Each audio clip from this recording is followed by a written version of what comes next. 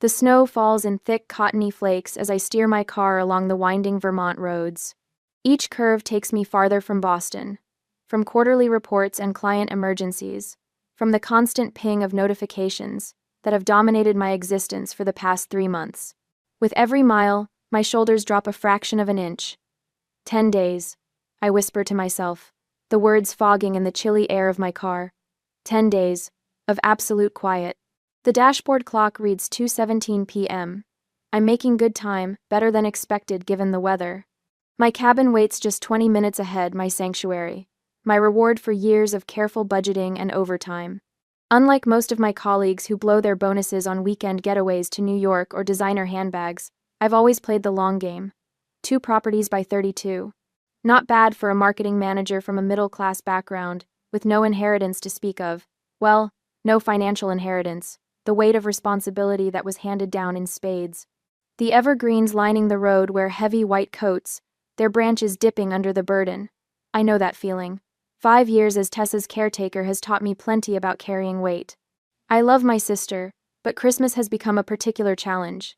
Her neediness intensifies with the holidays, her demands for attention multiplying like the twinkling lights strung across the city. This year, I chose myself. 10 days of solitude. Tessa pouted when I told her my plans, but she's 26 now. She has Derek. She doesn't need me monitoring her gift list or hosting her friends for Christmas Eve cocktails. The cabin appears around the final bend, nestled against the mountainside like a postcard scene. My grip on the steering wheel tightens when I spot not 1 but 2 vehicles in the circular driveway, Tessa's cherry red Jeep and a mud-splattered pickup truck I don't recognize. What the hell? What? My first thought is a break-in. My second is that something happened to Tessa, some emergency that drove her here. My pulse quickens as I park behind the Jeep and grab my phone, ready to call 911 if needed.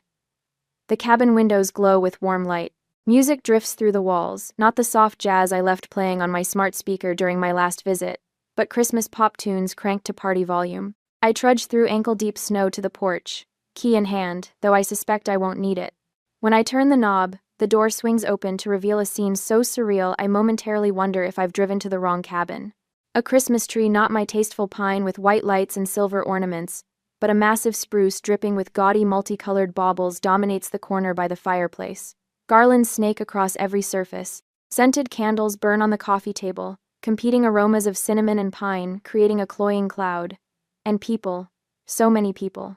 Strangers sprawled across my furniture, drinking from the hand-blown crystal wine glasses I gave Tessa last Christmas. A middle-aged couple I've never met occupy my reading chair. 3 20-somethings crowd around the kitchen island, mixing drinks in my grandmother's punch bowl.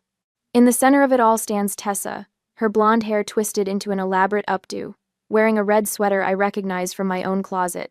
Beside her, Derek laughs with a man who shares his square jaw and receding hairline, his father, I assume. The laughter dies instantly when the door clicks shut behind me. Heads swivel in my direction. Glasses pause midway to lips. The Christmas music continues its cheerful assault, now an absurd soundtrack to the frozen tableau. My eyes lock on the mantelpiece where my parents' photo should be. Instead, a framed portrait of Derek's family beams back at me. Mom and Dad, relegated to a side table, partially hidden behind a poinsettia. Oh, Tessa's voice breaks the silence. Her eyes widen with recognition, but not surprise. Not guilt. You're early. I figured you'd be somewhere fancier, New York. Maybe Aspen. The room remains silent. Derek shifts his weight, staring at the floor. Anyway, Tessa continues, her voice dripping with that familiar passive aggression she's perfected since childhood. It's nice you came back to our cabin. Our cabin. The words hit me like a physical blow. I survey the room more carefully, the suitcases stacked in the corner, mail scattered on the entry table, Derek's jacket hanging on the hook that's always held mine. This isn't a party. This is someone living in my home. A memory surfaces. My 10th birthday party, canceled because Tessa had fallen ill with a cold. Nothing serious, just enough for my mother to decide my celebration could wait. It never happened. Protect Tessa. Mom's voice echoes in my head. She's weaker than you. She needs more care. I've spent a lifetime absorbing that message, putting Tessa's needs before my own. The pattern established early, reinforced daily, until sacrifice became my default setting. But standing here now, watching strangers make themselves comfortable in the space I created for myself. Something shifts inside me. A crack forms in the foundation of obligation I've built my life upon. For the first time, I wonder if protection has become enabling. If care has morphed into something unhealthy for us both. The music plays on. Tessa watches me, challenge in her eyes. And I stand at the threshold of my own home, suddenly uncertain whether I should enter or retreat. I stand in the doorway of my own cabin, the Christmas music still blaring as everyone stares. The silence between us stretches like taffy, sweet expectations turning bitter. My fingernails dig into my palms, grounding me against the storm building inside. Tessa's eyes narrow slightly, challenging me to make a scene. She expects it, the lecture, the shouting, the drama. It's our familiar dance, her pushing boundaries until I explode, then playing victim to my overreaction. Not today. I scan the room slowly, cataloging each violation. Derek's parents occupy my reading chair, wine glasses balanced on the armrests where rings will surely form. Their faces transition from holiday cheer to confused concern as the seconds tick by. The woman, June, I recall from Tessa's wedding introduction, clutches her cardigan closed like armor. We didn't know. June stammers, looking between Tessa and me. Tessa said you gave permission, that you wanted them to use the cabin for the holidays. A small, bitter laugh threatens to escape my throat. Of course she did. Derek stares at the floor, shoulders hunched. His thumb worries the edge of his watch band, a nervous habit I've noticed at family gatherings. He knows. He always knows when Tessa lies, yet never stops her. I believe you, I say, my voice steady despite the tremor in my chest. I address June and her husband directly, ignoring my sister completely. But I'll be clear, you have 24 hours to leave this house and restore it to how it was. The room temperature seems to drop 10 degrees. A glass clinks against a table as someone sets their drink down too quickly. If it's not spotless when I return, I'll call the police. The words leave my mouth without heat or venom. Simple facts, delivered calmly. Tessa freezes, wine glass halfway to her lips. This isn't how our script usually plays out. I'm supposed to yell, to plead, to negotiate, giving her the emotional fuel she craves. Instead, I stand perfectly still, saying nothing more. The silence speaks volumes where screaming would have failed. I had no idea she'd do this, Derek mumbles, finally looking up. His eyes hold genuine remorse, but it's too little, too late. How many times has he apologized for her behavior without actually preventing it? June rises quickly, nudging her husband's arm. We should pack our things, Richard. Her voice has the strained politeness of someone desperate to exit an uncomfortable situation. She begins gathering scattered belongings, shooting worried glances at Tessa. The others follow suit, abandoning half-empty glasses and Christmas cookies mid-bite. Nobody meets my gaze except Tessa, whose disbelief has hardened into something closer to fear. She's realized I'm not bluffing this time. I don't engage. No arguments, no justifications, no opportunity for her to spin this into another tale of my supposed controlling nature. I simply turn, close the door softly behind me, and walk back to my car. Snow falls in thick flakes, catching in my hair and melting against my heated skin. Each step through the growing whiteness feels deliberate, ceremonial almost. Behind me stands the cabin I purchased after 3 years of working 60-hour weeks. Ahead lies a future where, for once, I put myself first. I drive away without looking back, watching the glow of my cabin disappear in the rearview mirror. The windshield wipers beat a steady rhythm as I navigate the mountain roads, each turn taking me further from a lifetime of enabling. 2 hours later, I pull into a small roadside motel, with a vacancy sign flickering against the darkening sky. The room is basic but clean, nothing like my carefully curated cabin, yet somehow a sanctuary. I make a cup of instant coffee from the courtesy tray and sit by the window, watching snowflakes swirl beneath the street lamp.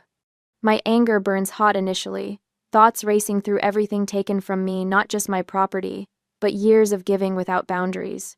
As midnight approaches, the fire dims to embers, leaving exhaustion in its wake.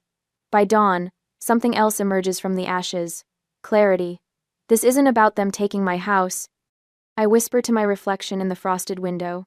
It's about them believing I'd never stop them.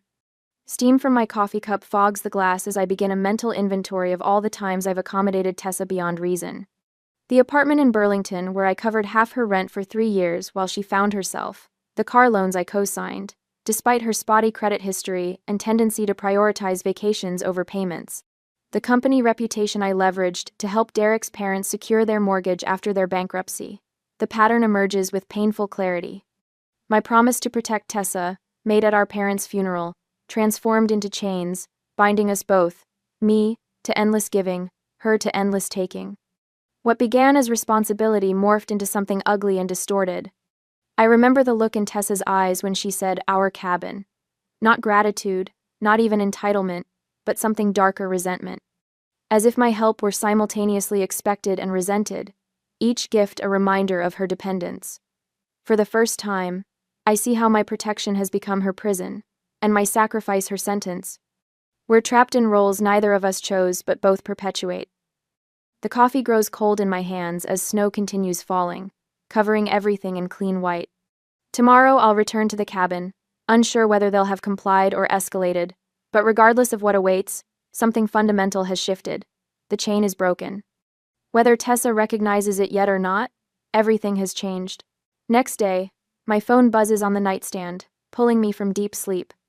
I squint at the screen, the morning light filtering through cabin windows, making it hard to read the text from Tessa. "We left. The cabin's cleaned. I'm sorry." I sit up, fully awake now. The cabin feels different, quieter, emptier. I slip into my robe and venture into the living room, bracing for the aftermath of Hurricane Tessa. What I find instead stops me in my tracks. The cabin gleams with cleanliness. Not a cushion out of place, not a speck of dust on the coffee table. Even the kitchen counters shine like they've been polished repeatedly. The Christmas decorations Tessa and Derek's family had strewn everywhere gone. The gaudy tree vanished. Above the fireplace, my parents' photo has been restored to its rightful place. I walk closer, noticing how perfectly centered it is, as if measured with a ruler. The glass has been cleaned so thoroughly it almost disappears. I wander from room to room, finding each one returned to pristine condition.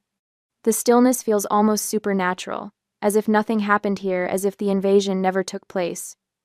The only evidence of their presence is this uncanny perfection, this overcorrection that speaks of guilt. Later that evening, I build a fire in the hearth and open a bottle of Cabernet I'd been saving for a special occasion. This feels like one.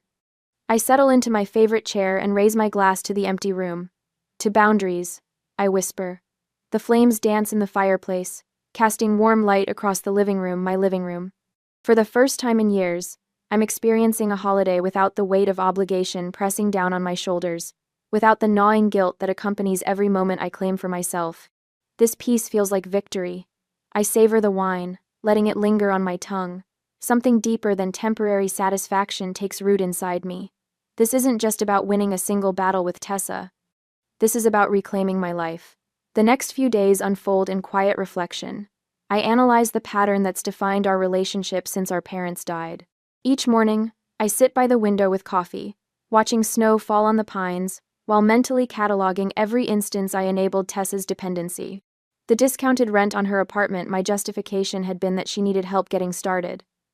The monthly payments on her Jeep Compass, I convinced myself it was safer than her old car. The credit card with my name as guarantor just until she established good credit, I'd told myself. With distance and clarity, I see now how my compassion without boundaries created entitlement. Each act of generosity became not a gift, but an expectation. Each sacrifice on my part reinforced the idea that her needs trumped mine. A plan forms in my mind, methodical and necessary. Not revenge. I take no pleasure in what must happen next, but a systematic dismantling of the unhealthy structures I helped build. I open my laptop and begin the process. First, an email to Tessa's property manager terminating the arrangement where I subsidize her rent. Next, a call to the auto loan company, canceling automatic payments on the Jeep. I draft formal letters ending my financial guarantees on her credit cards and utilities. My correspondence remains professional and detached. No emotional outbursts, no recriminations. Just clear statements of fact. Effective immediately, I will no longer be responsible for these obligations. 3 days later, the first consequence arrives in my inbox. The subject line reads, "Tessa Miller is behind on rent." My finger hovers over the delete button. Old habits whisper that I should intervene, make it right, protect Tessa from consequences. Instead, I type, follow the lease, send the 14-day non-payment notice. I pause before adding, file eviction if necessary, no exceptions. After sending the email, I feel the familiar twist of guilt in my stomach. I breathe through it, reminding myself that this isn't cruelty but necessity for both of us. 3 weeks later, another email arrives with the subject line, vehicle repossession completed. Attached is a photo of Tessa's white Jeep being loaded onto a tow truck. Snow falling around it in the gloomy twilight. I delete the email without responding, without feeling anything beyond a quiet acknowledgement. The guilt is fading, replaced by something that feels like strength. The final day of my retreat, I reorganize the cabin. I open closets and drawers, finding items Tessa left behind over the years. A scarf draped over a hook, earrings forgotten on a bathroom shelf, novels with dog-eared pages stacked by the guest bed. I gather them all, placing them in a box I'll mail to her address. I move furniture, changing the layout to better suit my preferences. I replace throw pillows, hang new artwork, create a reading nook in the corner where Derek's family had piled their luggage. With each adjustment, the space transforms, becoming truly mine without compromise. As the sun sets on my final evening, I stand in the center of the cabin. The physical space now reflects the boundaries I've established in my life, clear, intentional, and necessary. For the first time in years, I can breathe without the weight of resentment pressing against my ribs. This isn't just a cabin anymore, it's freedom. A month passes like sand through an hourglass, each grain another day when the phone doesn't ring. The silence feels strange after years of Tessa's constant needs draining my attention. I've filled the vacuum with simple pleasures, reading books that have gathered dust on my nightstand, attending a cooking class downtown, reconnecting with friends who learned long ago to stop inviting me to impromptu gatherings. My phone vibrates against the coffee table, Tessa's name lighting up the screen. The peace I've cultivated trembles like disturbed water. I consider letting it go to voicemail, but habit wins out. Reagan? Her voice splinters around my name. Thank God you answered. I press the phone closer. What's wrong? Everything. A dam breaks in her words, releasing a torrent of grievances. Derek's mother called me lazy, said I don't contribute anything to their household. And Derek just stood there. He didn't defend me at all. I hear cupboard doors slamming in the background, footsteps pacing across hardwood. Then Derek started in on me too, saying I need to grow up, get a job, that I can't expect to be taken care of forever. Her breath hitches. He brought up the cabin, said I embarrassed him in front of his family. The old alarm bells ring inside me. Familiar energy pulses through my veins, the urge to fix, to smooth over, to make everything okay for Tessa. I press my palm against the cool window pane, watching snowflakes melt against the glass. Please, Reagan. Her voice drops to the pleading whisper that has worked on me since we were children. I just need one last chance. Help me fix this. Tell Derek I'm trying. Let me come stay with you for a while until things settle down. I close my eyes. The pattern reveals itself with painful clarity. The crisis, the plea, my rescue, temporary gratitude dissolving into expectation, and eventually, resentment. A cycle we've repeated my entire adult life. You're 31, Tessa. The words emerge calm and steady, surprising even me. I'm not your mother. Silence crackles between us. What's that supposed to mean? Defensiveness edges into her voice. It means I can't fix your marriage. Or your relationship with Derek's family. I take a deep breath. You need to take responsibility for your own life. No lecture follows. No list of suggestions.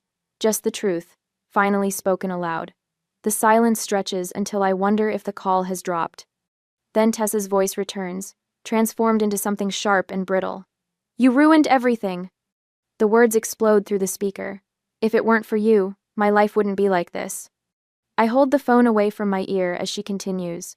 You always think you know better than everyone else. You're the reason I never learned to handle things. You made me dependent, and now you want to abandon me when I need you most. Behind her accusations, other sounds filter through drawers yanked open, objects thudding against walls, a home coming apart. Don't blame your sister, you did this to yourself. Derek's voice cuts in, startling me. I hadn't realized he was listening. Stay out of this. Tessa screams, her voice receding as if she's turned away from the phone. No, I'm done staying out of it. Derek counters. Your sister's right. You're a grown woman, but you act like a teenager waiting for someone to clean up your messes. Their argument escalates, words tumbling over each other like stones in a landslide. Something crashes glass, shattering against a hard surface. Look what you made me do, Tessa shrieks. More crashes follow, punctuated by Derek's demands to stop destroying things that aren't hers. I listen, neither intervening nor hanging up. This isn't my storm to weather. The call cuts off abruptly. The sudden silence feels heavy, weighted with years of expectations finally released. I place the phone on the table beside me. No urge rises to call back, to check that Tessa is okay, to smooth things over. Instead, I exhale slowly, feeling the last threads of misplaced responsibility unravel from my shoulders. Everything has collapsed naturally, without my orchestration. The weight of consequences belongs to Tessa alone, as it should have all along. Relief washes through me, not because I want her to suffer, but because I no longer have to prevent the inevitable. The news reaches me 3 weeks later through Mark, a mutual friend from our hometown. Derek filed for divorce. Tessa lost her apartment when his parents, who owned the property, asked her to leave. The car she drove belonged to Derek's company. Her reputation in their social circle lies in tatters after a public meltdown at a restaurant where many of their friends witnessed her behavior firsthand. I take no satisfaction in her suffering. Each revelation arrives without the vindication some might expect. Instead, I feel a quiet acceptance. Sometimes people must hit bottom before they can discover their own strength. Winter gradually releases its grip on Boston. March brings warmer air and tentative buds on the trees lining my street. The seasons change, and so do we, whether we choose to or not. The last snow melts from the shadowed corners of my yard, when my phone rings again. Tessa's name appears on the screen, a test of boundaries newly formed. This time, I answer without apprehension. Reagan. Her voice trembles, but differently than before. Humbler, smaller. I'm sorry. Please just give me one more chance. I stand at my window, watching a robin gather twigs for its nest. Spring arrives, bringing with it the possibility of new beginnings, but only for those willing to build them with their own hands. I'm listening, I say, and I mean it. For the first time in our adult lives, I'm truly listening to my sister instead of rushing to rescue her. What happens next depends entirely on her. 3 days later, the morning light filters through the cabin windows, catching dust motes that dance like memories in the air. I sit in the window seat, watching as droplets of snow melt from the eaves, each one surrendering to the inevitable thaw. The lake beyond has begun to shed its icy coating, revealing patches of clarity underneath, much like the fog lifting from my own thoughts these past few weeks. Tessa sits across from me, her fingers wrapped around a steaming mug of coffee. 3 months of silence between us, broken by a phone call that surprised us both. No screaming match at the cabin that day. No dramatic showdown. Just me, turning around and driving back to Boston, leaving Tessa to the consequences of her choices for once. You look different, she says, studying me with the careful attention she usually reserves for potential advantages. I am different. The words come easily, without the defensive edge that once would have accompanied them. She traces the rim of her mug, searching for the right approach. I recognize the gesture, the precursor to a request, a need, another burden she hopes to place on my shoulders. But something has shifted between us, a recalibration of an unbalanced scale. I used to be the place you came home to, I say softly, surprising myself with the gentle honesty of it, the safety net always waiting to catch you. Her eyes widen slightly. This isn't our usual script. Now you need to stand on your own. I hold her gaze, unflinching yet kind. The day you do that, I'll be the first to be proud of you. Silence settles between us, not the tense quiet of unspoken resentments, but something closer to respect. For once, we both allow the moment to breathe, honoring what's been lost and what might yet be found. I rise and move to the kitchen, returning with the bottle of Pinot Noir I've been saving. Not as a crutch this time, but as recognition. I pour 2 glasses, handing one to Tessa. What are we celebrating? She asks, wariness creeping into her voice. Freedom, I answer. Yours and mine. We sip our wine and watch the last snowdrops melt from the eaves, disappearing into the awakening earth below. Later, as Tessa prepares to leave, I realize something profound has settled in my chest where guilt once lived. The understanding that love transforms rather than ends, that it evolves beyond codependency into something healthier. The freedom I've given Tessa and myself might be the highest form of respect I could offer either of us. The revelation lands with surprising gentleness. Sometimes helping means not helping at all. The weight of responsibility I've carried since our parents' death hasn't vanished, but it's shifted, redistributed to shoulders better suited to bear it her own. Relief replaces guilt as my dominant emotion, flowing through me like a spring thaw after the longest winter. When I return to work the following Monday, Janet notices immediately. "You seem different," she says, echoing Tessa's observation as we prepare for the morning meeting. "More present." I smile, arranging my notes with a confidence that feels new yet familiar, like rediscovering a part of myself long neglected. "I've established some boundaries." "Well, it suits you." She pauses at the conference room door. "By the way, Parker wants to see you after this.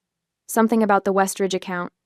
The Westridge account, our biggest client, traditionally handled by senior managers. My pulse quickens as I take my seat at the table. 2 hours later, I stand in Parker's office, as he offers me the promotion I'd once believed impossible while juggling Tessa's constant crises. "Your presentation last month sealed it," he explains. "That kind of assertiveness, that clarity of vision, that's exactly what Westridge responds to." My colleagues notice the shift in my presence, in my authority. Lunch invitations multiply. Collaborative projects that once felt like burdens now spark creativity. Success no longer compromised by family drama waiting in my inbox or voicemail. I begin reaching out to friends I'd neglected during the Tessa years. Coffee with Marlene turns into dinner with her and her husband. A weekend hiking trip with my college roommate Julie reveals how much I've missed these connections, built on mutual respect rather than obligation. "I worried about you," Julie admits as we rest on a fallen log, water bottles in hand. "You disappeared into Tessa's problems. It was like watching someone drown in slow motion." The honesty stings, but not in the way it once would have. "I thought I was being strong," I tell her, "taking care of everyone. And now?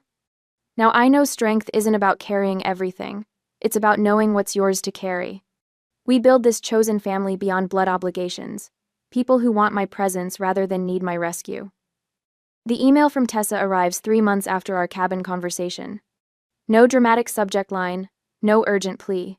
Just her name in my inbox on a Tuesday afternoon. I read it between meetings, braced for the familiar manipulation. Instead, I find a simple update about a new job, an apartment search. No requests, no emotional blackmail. The first signs of genuine independence, emerging from the ashes of our old patterns. My response is careful, thoughtful. I suggest coffee the following week, with clear parameters. 2 hours on Saturday afternoon, at the cafe near her new workplace. A relationship reset, adults meeting as equals, without the shadow of caretaking darkening our interaction. As I hit send, I recognize the unfamiliar emotion rising in my chest. Hope, without the heavy companion of expectation. Hope, without the burden of responsibility. Just hope, standing on its own, much like Tessa must now do. And like the final snowdrops melting from the eaves of my cabin, the last vestiges of our unhealthy bond dissolve, making way for something new to grow in its place. 6 months have transformed the cabin beyond recognition. I run my fingertips along the newly installed security system panel, appreciating how it blends seamlessly with the rustic wood paneling. The motion sensors outside give me peace of mind without making the place feel like a fortress. Balance, that's what I've finally found. The invasion left no physical traces. Every item Derek's family touched has been cleaned, replaced, or deliberately rearranged according to my preferences rather than obligation. The mantelpiece now displays Mom and Dad's photo front and center, flanked by smaller frames showing moments that spark joy. Summiting Mount Washington last fall, laughing with colleagues at the company retreat, and a candid shot of me painting the kitchen Cabernet red because I wanted to, not because anyone else approved. I light the scented candle lavender and cedar, my favorite combination that Tessa always complained gave her headaches, and survey the living room. The furniture arrangement now optimizes the view of Vermont mountains rather than television viewing. My collection of first edition mysteries fills the bookshelf instead of being hidden away to make room for others' preferences. Every element reflects authentic choices, not compromises. The timer on my phone chimes. Guests arrive in 30 minutes, my first dinner party here since reclaiming the space. 8 friends from work and my hiking group will fill these rooms with conversation. The table is set with mismatched vintage plates I've collected from small-town antique shops. Another choice that would have horrified Tessa's sense of proper entertaining. Later, my cabin hums with laughter. Wine glasses clink as Lauren raises a toast. To Reagan, she says, her voice warm with sincerity, who reminds us all of the importance of boundaries, courage, and chosen family. 8 glasses rise in unison. The approval in their eyes doesn't feel like pressure, it feels like recognition. These relationships demand nothing but authenticity. Marcus, our company's creative director, leans back in his chair. My roommate tried reorganizing my record collection by color instead of artist last week, nearly filed for divorce. Everyone laughs, including me. 6 months ago, a comment about problematic roommates would have triggered a spiral of anxiety, memories of Tessa's invasion flooding back. Tonight it's just a joke among friends. Same situation, completely different emotional response. After dessert, while everyone gravitates toward the fireplace with fresh drinks, I slip away to the kitchen, breathing space, another boundary I've learned to create without apology. Through the doorway, I watch them laughing, existing comfortably in my space without consuming it.